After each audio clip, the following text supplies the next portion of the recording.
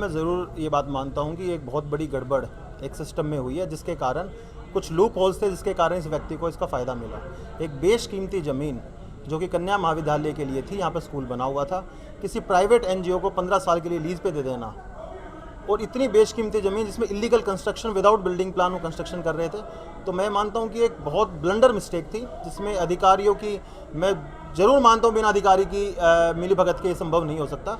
तो हम सरकार से, मुख्यमंत्री से मिलेंगे और सरकार से मांग करेंगे कि जो अधिकारी इसमें संलिप्त हैं उनकी जाँच और उनकी गिरफ्तारी की जाए।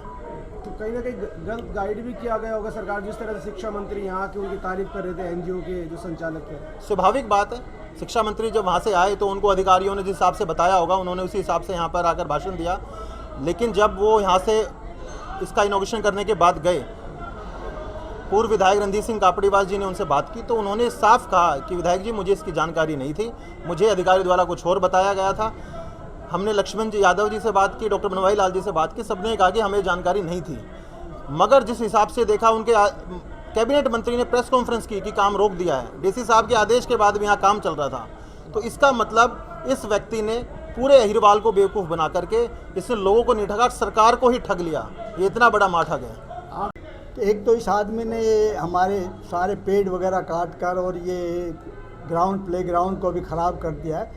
इसके ऊपर इसको अप्रैल 2023 के अंदर कोई ऑर्डर मिला है, लेकिन ये फरवरी से ही यहाँ पर काम कर रहा था। तो वो भी हमने प्रशासन को लिख कर दिया है कि ये फरवरी में कैसे आ गए यहाँ पर। इसके ऊपर एक इंक्वायरी हो और ऊपर तक जो तार कोई जुड़े हुए हैं उन सब अफसरों को इसमें जांच हो, सबकी पता लगे कि किसने क्या घोटाला इसके अंदर किया हुआ है। दूसरा कि इस आदमी के ऊपर कोई मॉनिटरिंग कमेटी नहीं रही है यहाँ पर, और इसलिए ये स्वतंत्र रूप से अपनी मनमानी करता रहा। किसी को नहीं पता है कि इसका रिजल्ट क्या रहा है, सब झूठ बोलते रहे हैं। उसके ऊपर कार्रवाई हो कि इसका वास्तविक रिजल्ट इसके कितने रहे हैं, इन सब चीज़ों के ऊपर हमने मांग की हुई है। और देखते हैं अब उसके ऊपर, तो क्योंकि प्रशासन ने ये चीज़ें करनी है, प्रशासन ही इससे मिला हुआ है, ऐसा लगता है ऊपर का प्रशासन। सिस्टम किस तरह से देखते हैं? जब 2007 में गर्ल्स स्कूल के लिए बिल्डिंग का शुभारंभ हुआ था, उसके बाद सैनिक स्कूल चलता रहा, बॉयज़ स्कूल आज भी 2 कमरों में चल रहा है, और फिर दोनों को तो छोड़िए, तीसरे एनजीओ को ये बिल्डिंग दे दी गई थी। ऐसे यही तो चीज़ थी जिसको लेकर ये सारा क्षेत्र चिंतित था कि हमारा गवर्नमेंट बॉयज़ कॉलेज जो है वो तो स्कूल के अंदर की बिल्डिंग के अंदर चल रहा है, और जहाँ उस गवर्नमेंट बॉयज़ कॉलेज को यहाँ पर आना चाहिए था, उसकी जगह आप प्राइवेट एनजीओ को इस बिल्डिंग को सौंप देते हैं। अगर कमरपाल गुर्जर को इससे इतना प्रेम है तो वो अपने वहाँ छछरौली के अंदर ले जाता है इसको, यहाँ हमारे को क्यों यहाँ आकर उद्घाटन कर रहा है। तो ये सारे का सारा बहुत बड़ा खेल है।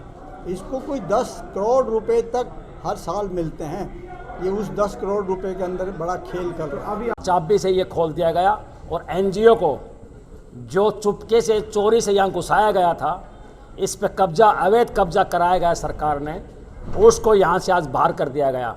और प्रशासन ने कहा कि रेवाड़ी में कोई सरकारी बिल्डिंग इस एनजीओ को नहीं दी जाएगी।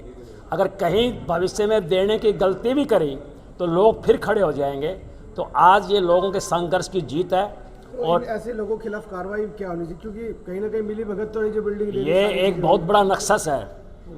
ये मिश्रा आईआईटी है नहीं है? मैंने डीओ साहब से पूछा, अधिकारियों ने पूछा, भाई नुत तो बताओ कि इन्हें डाइट में चलाया था, ये आईआईटी है नहीं, सर्टिफिकेट देखी थी? बोलना हमने देखी नहीं। ये पता ना कुछ 2-4 क्लास पढ़ोड़ा कि नहीं पढ़ोड़ा। ये ऊपर तक बहुत बड़ा नक्सस है, करोड़ों रुपए का बजट होता है इसके ऊपर। उसको हड़पने के लिए ये काम किया गया है, और उसका रिजल्ट 0% है, 0% वास्तविक के अंदर। उसने तमाम चीज़ों को ढक के रखा, और नीचे से ऊपर तक बहुत बड़ा नक्सस है। और सबसे दुख की बात है कि हमारे 3 एमएलए हैं रेवाड़ी में, 2 भाजपा के हैं, 1 कांग्रेस का है। कांग्रेस के एमएलए यहाँ आए, उन्होंने आंदोलन को सपोर्ट किया, परंतु 2 एमएलए डॉक्टर बनवारी लाल और श्री लक्ष्मण सिंह यादव यहाँ से टोटली नदारद रहे।